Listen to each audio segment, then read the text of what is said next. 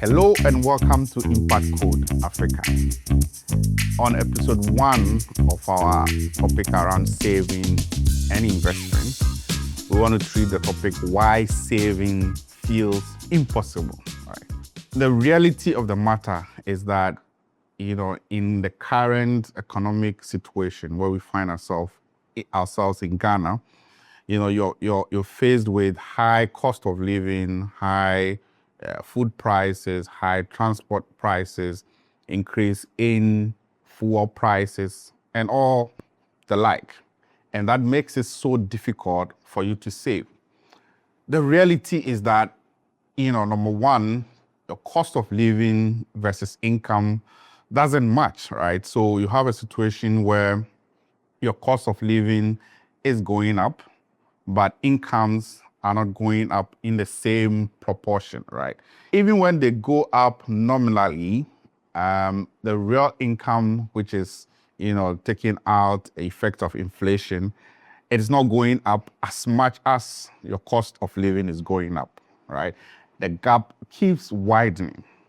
On average, the Ghanaian worker receives a monthly salary of about 2,500. This is a survey that has been done by some HR companies. And the result shows that on average, the Ghanaian earns about 2,500. So considering this average Ghanaian earning 2,500 versus the kind of cost of living environment we find ourselves and the increasing prices and all those, it means that the gap between your income and the cost of living is widening, and that makes it almost impossible for you to save, right? Then number two, we have the waiting trap, right? Everybody says, okay, I'll save when I earn more. Okay, so today I'm earning 2,500, but say when I start earning 5,000 and 10,000, then I'll save. It's a lie. You won't.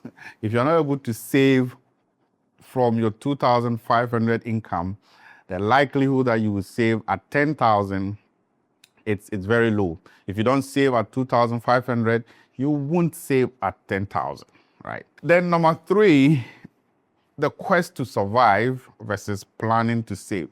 So today you have needs, right? You need to pay your rent, you need to pay transport from home to work, you need to buy food, family people are calling. After all these things, what is left? So let's take a good example of someone who is taking 2,500. If the person stays, say, in Medina and has to, always commute to work to Accra Central 5 times in a week, say 20 times in a month, the person out of these 2,500 might already be spending, say, 1,000 on just transport alone. Rent has not come, food that they will eat has not come, some uncle or some niece somewhere in a village who thinks, we have a big brother in Accra, will start calling and all that. By the time you balance your survival versus your planning to save, you realize that you don't really have anything to save. So it makes saving very difficult in our context here in Ghana because of the very low salaries that people earn. But what is the real problem? The real problem is not the fact that you're earning 2,500. The real problem is that you don't have structure around your money. So most people are not able to save, not because they don't earn enough, but they don't have any structure around their money. So saving is not just discipline, it is structure. If your money has no structure, it will always disappear. It will feel like someone is stealing from you. But because you don't have structure, you just spend anyhow, whatever comes to mind, and you're very emotional about your spending. You don't have structure around your money, and so your money feels like they keep disappearing. So you need to have a framework, a practical framework that works. And a very good example of a framework is the 50-30-20 rule. But in implementation, you need to do it in the reverse, right? So you first have to set aside money as saving. So before you spend anything out of your salary or your income, set aside a fixed percentage, not what is left. So you save first and consume what is left rather than consume and save what is left. So we can almost say that the rule should be what? 20, 30, 50. But we'll get that. We'll get into the detail of that later on. So number one, set aside your savings first. Before you spend anything, set aside a fixed percentage, not what is left. Then number two, fixed amount.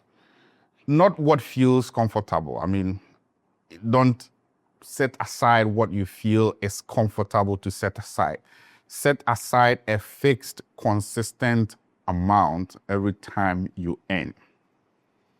And then number three, which is, I think, the most important, really is the habit.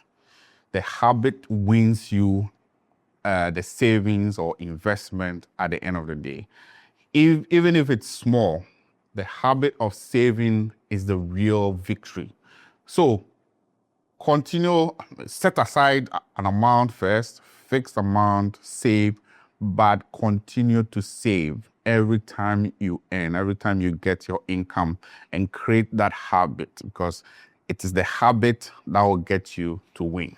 So a question for you, are you actually broke, or is it that your money is unstructured? Please tell me, give me your response in the comment section. And I want to encourage you to subscribe to our YouTube channel. Follow us on all social media platforms, on Facebook, on Instagram, on TikTok, and on X.